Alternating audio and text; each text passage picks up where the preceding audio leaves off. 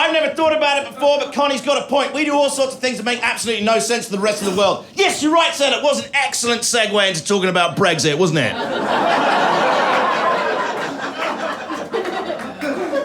Don't worry about it. I'm not going to be talking about it for long. You bored of it? Yeah. I'm bored of it too. It's like my mate Dave's divorce. Been going on for 4 years. Get divorced, don't get a divorce. Just stop ruining the fucking pub. Nobody cares anymore. Look, I Remainer thought it was the right thing to do. I'm over to leave now because if the European Union's such a nice organisation, why is it harder to leave it than the Church of Scientology? I've got questions. But mainly just because my tribe, the Remainers, we're coming across like the biggest gang of losers in the history of the world. Like, we're right, but we're right. Who gives a shit? Being right's not important. If you want to win an argument, most of the time it's not even relevant. You got to be chill. No one's chill. I've got friends on Facebook who are like, if there's a no deal Brexit, we're going to run out of Jaffa cakes. Jaffa, I didn't give a shit last week when it was insulin. I'm not getting on board. Jaffa cakes. Just chill out. Just chill out. Like, if you want to win an argument, you've got to be chill. Do you know why Churchill beat Hitler? Because he looked like more of a laugh. That was it. They're both white supremacists. They're both empire builders. But one was a vegan who yelled at people. The other was a champagne Charlie. And everyone will have the champagne Charlie, actually, please. Seems a lot more fun. I get it, though. We like complaining. It's sort of a national sport now, isn't it? It's entertaining to complain. It's entertaining to read complaints, watch complaints. It's lovely. I was flying out to Malaga recently on a Ryanair flight to go to a friend's wedding. I say friend, I mean cunt, my wife knows. And,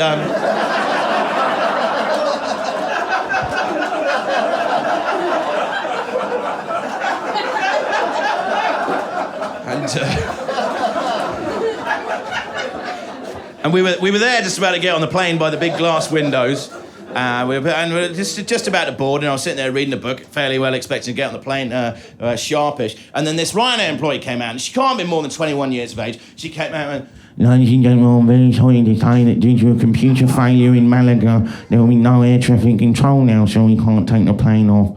And it's because the computer's broken in Spain. And so, we'd like to take off, and we can't.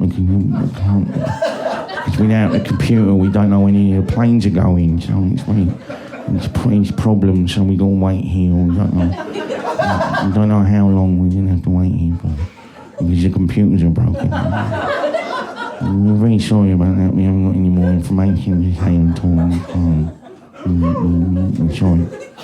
We're sorry about that.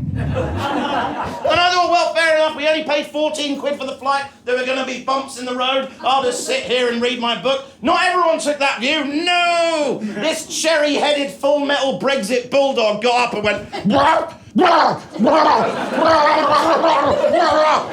right up into her face and went, well, how long's it going to take to fix the computers in Spain?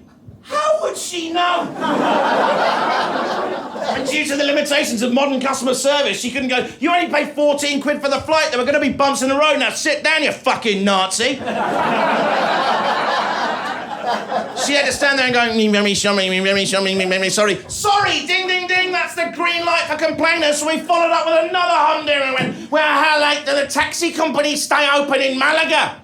She's not Google. And I thought everybody else would be like, that girl can't be more than 21 years of age. He shouldn't be screaming in her face like that. He should leave her alone. But no, everybody in the departure lounge got up like meerkats and went, there's a free shouting buffet on offer, is there? And they queued up behind this guy to shout the same questions in the same order for the same responses for an hour and a half. She deserved a medal. And then we got on the plane, and by way of apology, Ryanair gave us scratch cards.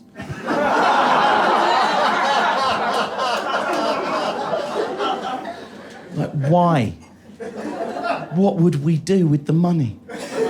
We're flying on an aeroplane for £14. 50 years ago, that was the preserve of millionaires, movie stars, and the Queen. And now we're not appreciating anything much like 5 minutes green light to scream in a wage slave's face. What will we do with the money?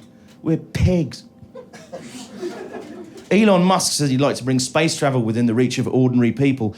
Well, as an ordinary person and something of an ambassador for our kind, I'd like to say, keep it the hell away from us, Elon. We'll ruin it. like every single other brilliant thing we're beginning. Could you imagine what we'd do with space travel? Ordinary people like us, we would spoil it. We'd have Ryanair flights to the moon.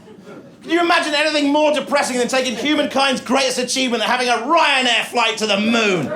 Packed with stag dudes in matching spacesuits. Go, yeah, Terry Stag, the moon 2028. All piling out on the lunar surface, seeing who can stamp out the bigger cocker's bollocks on the Sea of Tranquility. Yeah, good one, Dave. They'll see that from Reading. Nice one. Hindus drunk on space Prosecco, bouncing up and down in lunar buggies covered in L plates, cackling into the silent void of the universe, while one of them sits on the corner of a crater, boiling her eyes out because no one's complimented her moon boots.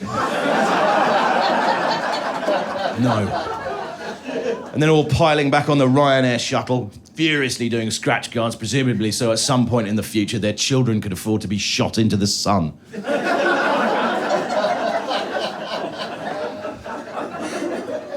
Keep it away from us, we'll ruin it.